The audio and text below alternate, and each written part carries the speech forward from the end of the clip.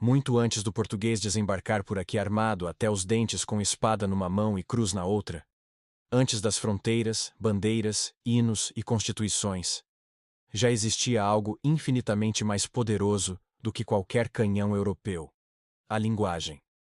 Invisível aos olhos míopes dos colonizadores, mas tão palpável na boca do povo quanto o gosto amargo da resistência. Sim, senhoras e senhores, a língua.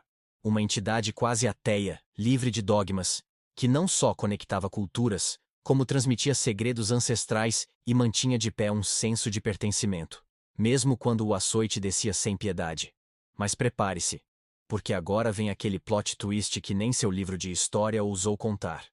E se eu te dissesse que a língua que hoje conecta milhões de africanos na diáspora lusófona, de Lisboa a Luanda, passando pela praia e Bissau, não nasceu em Lisboa? Pois é. Ela foi parida no meio da bagunça colonial, no ventre quente da sobrevivência, da resistência e da pura teimosia em existir. Essa língua, meus caros, não brotou dos salões da realeza nem das cátedras europeias.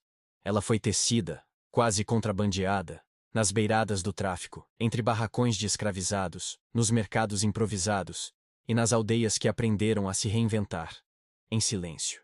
Cabo Verde e Guiné-Bissau. Dois irmãos separados por um capricho do Atlântico, mas grudados pelas palavras, que, aliás, pouco se importam com as regras pomposas da gramática europeia. São línguas que nascem do improviso, sim, mas também de uma genialidade coletiva que até hoje faz muito doutor torcer o nariz e engolir em seco. E hoje, meus caros, o que vamos fazer?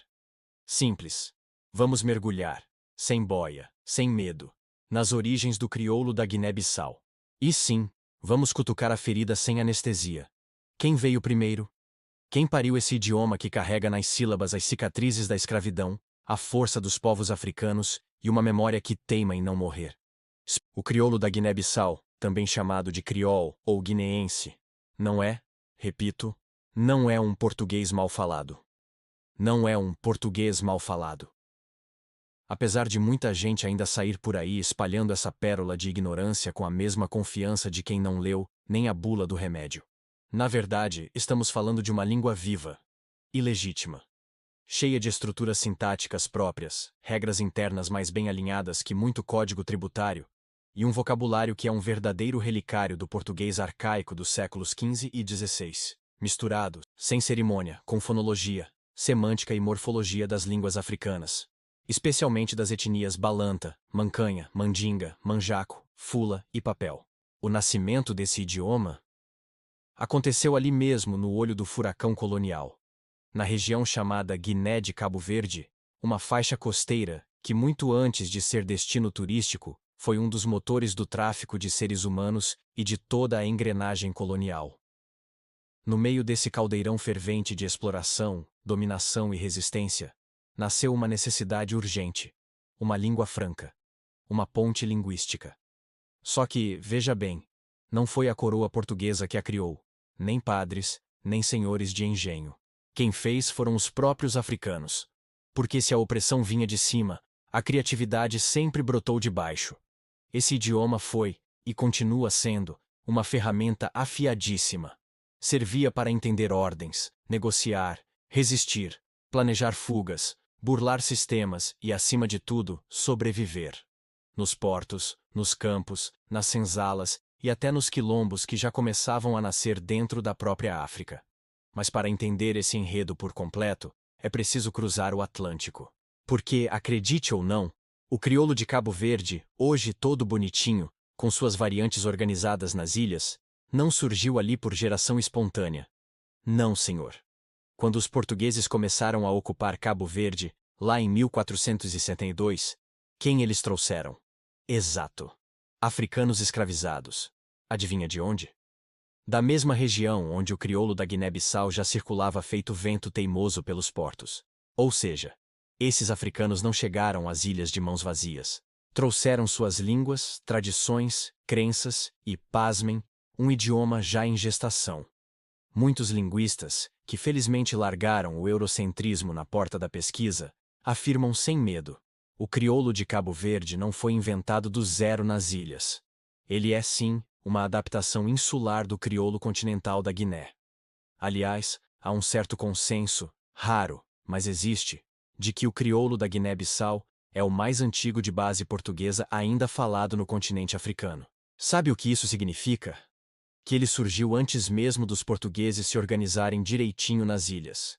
E mais, ele é o tronco linguístico de onde brotaram outras variantes crioulas da diáspora africana lusófona. As semelhanças entre o guineense e o cabo-verdiano, especialmente na variante de Sotavento, como o de Santiago, não são coincidência. São DNA linguístico. A diferença é que, com o tempo, o crioulo de Cabo Verde se domesticou um pouco, criou normas, se dividiu em sotaques de ilha para ilha. Já o guineense seguiu orgânico. Raiz, mais ligado às línguas africanas, mais rebelde contra qualquer tentativa de ser encaixotado num padrão europeu.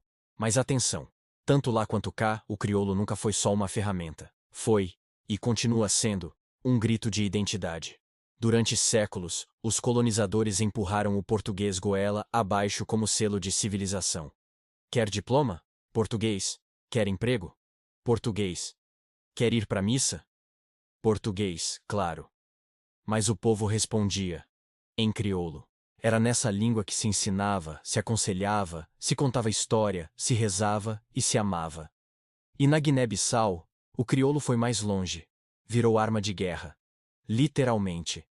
Amílcar Cabral, o líder da luta pela independência, não usava o idioma do opressor para convocar o povo. Usava crioulo.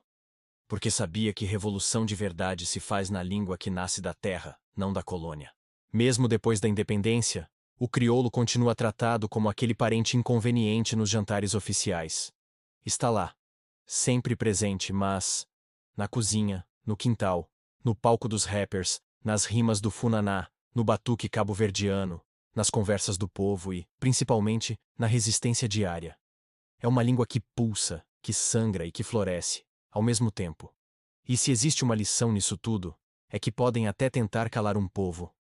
Mas enquanto houver língua, haverá luta. Então, fica a pergunta que teima em não se calar. Afinal, quem veio primeiro? E a resposta, meu caro, minha cara, é tão cristalina quanto desconfortável para certos ouvidos coloniais. O crioulo da Guiné-Bissau é o mais antigo. Foi ele que abriu caminho, que surgiu das cinzas do colonialismo, e foi dele que o crioulo de Cabo Verde herdou muito mais do que sílabas. Herdou história, resistência e memória. Essa ordem dos fatos não diminui ninguém, mas escancara uma verdade que por muito tempo foi escondida debaixo do tapete da história. A raiz dessa língua não está nas pedras vulcânicas das ilhas. Está fincada, profunda, na terra firme da África Ocidental. Se isso te pegou de surpresa, parabéns. É sinal de que te contaram uma história pela metade. Porque a língua do povo negro é mais antiga, mais viva e mais complexa do que qualquer livro colonial ousou admitir. E agora que você sabe, me diz, vai fazer o que com isso? Se esse vídeo te fez repensar tudo, já sabe, deixa o like, compartilha com aquele amigo que ainda acha que é português errado, manda com gosto, sem pena, e comenta aqui embaixo qual variante você fala. Bora mostrar que essa língua tem nome, tem história e tem dono. E claro, se quer mais conteúdo que rasga a história sem maquiagem, sem filtro e sem pedir licença, já sabe, se inscreve e ativa o sino. Aqui a gente fala de verdade. Aqui a gente fala de identidade. Fim.